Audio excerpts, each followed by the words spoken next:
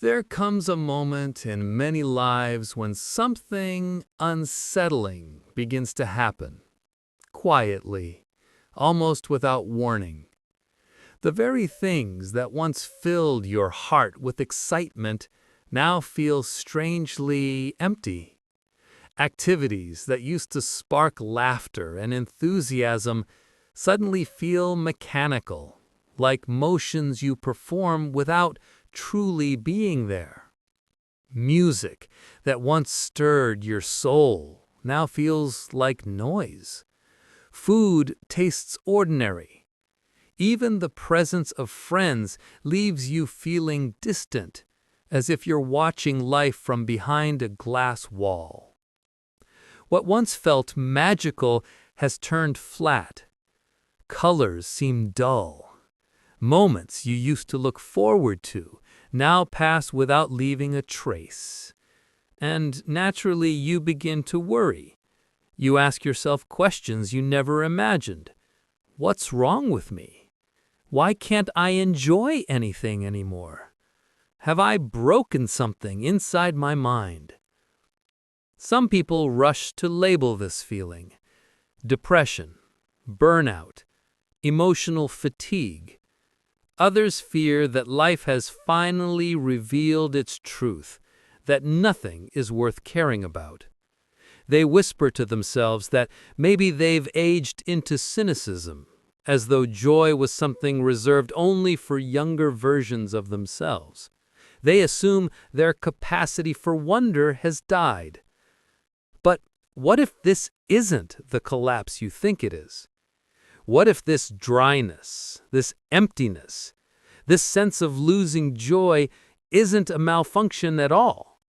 What if it's a sign that something inside you is changing, something deeper than pleasure, deeper than excitement, deeper than the temporary sparks you once called happiness? Because what most people call joy is not joy. It's relief, a momentary escape from discomfort. And now you find yourself in an unfamiliar landscape.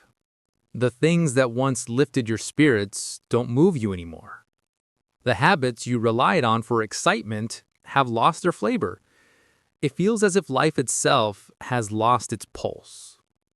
You look around and wonder, where did my spark go? Why can't I feel anything? This stage is terrifying because it looks like loss, but it's not a loss.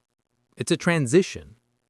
You're standing at the border between the world you once knew and a reality you haven't yet learned to see. The old structures are dissolving, but the new ones haven't arrived. That gap, the silent space between two versions of yourself, is where you are now. Imagine your life as a dimly lit room. The candlelight in that room creates playful shadows on the wall. You spend your days watching them, interpreting them, finding meaning in their movement. They entertain you, distract you, sometimes even comfort you. These shadows are your pleasures, your dreams, your emotional highs. They are real to you, but they are not reality itself. Then one day, someone opens a door. Sunlight pours in, bright and overwhelming. For a moment, everything looks washed out. The shadows you depended on vanish. The patterns you were so attached to disappear. And you conclude that something precious has been taken from you. But in truth, nothing has been taken. Something greater is being revealed. Your eyes simply haven't adjusted yet. You're trying to navigate daylight with candle-trained vision, and daylight, at first, feels like emptiness because the contrast is gone, the stimulation is gone, the drama is gone. What you're mistaking for emptiness is clarity. Right now, your mind is panicking. It wants its old toys back, It wants the rush of excitement, the emotional highs, the familiar chase. And you feel torn because you think those highs were your life. But they weren't life. They were episodes. Brief episodes of relief from discomfort that you misinterpreted as joy. This is why most people run back to their candles. They search for hobbies, for entertainment, for relationships, for anything to bring back that old feeling. They amplify stimulation, they increase volume, they intensify emotions. They chase novelty like an addict searching for another hit. But you can't go back. Once you've seen through the illusion, pretending doesn't work anymore. The old spark has died, not because you've become cold, but because you've evolved beyond flammable things.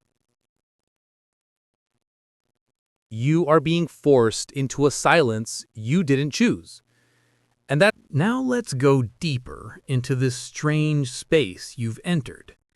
The space where the old joys don't satisfy, yet the new understanding hasn't fully arrived.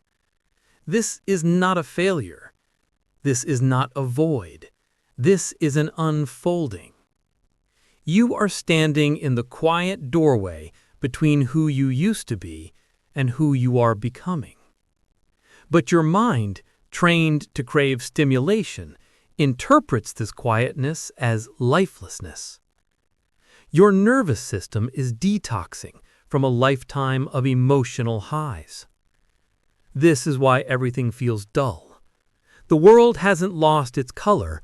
You've lost the cravings that once painted your perception.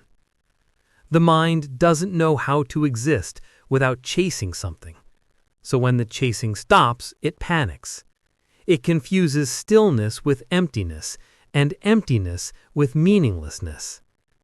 But emptiness is not the absence of meaning.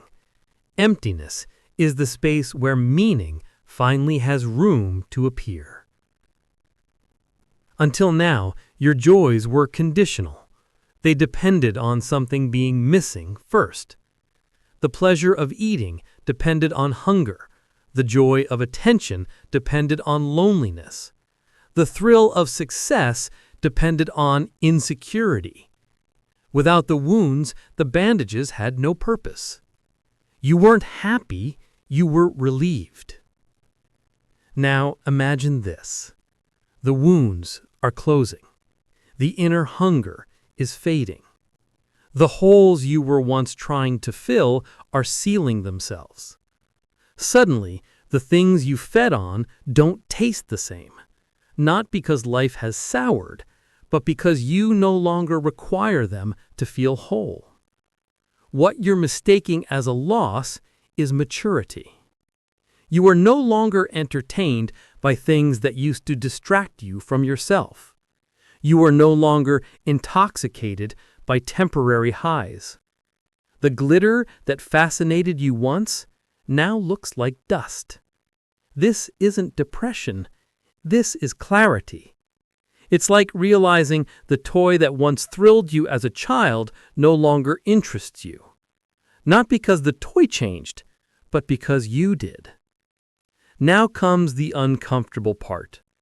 Your old life is still around you, but it no longer fits.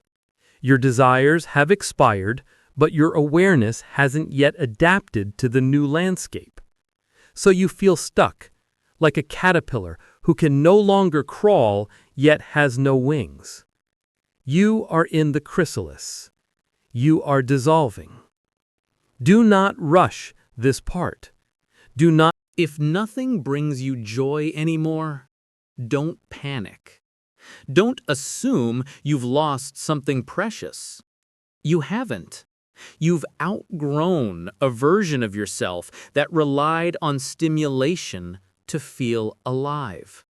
You are shedding the identity that believed life needed permission to be enough. This phase is not your end. It is your unveiling. Stay with it. Don't run back to noise. Don't chase old thrills. Let the emptiness breathe. Let it do its work. On the other side of this quiet lies a life you cannot yet imagine, one that doesn't depend on excitement to feel real. You're not becoming less human.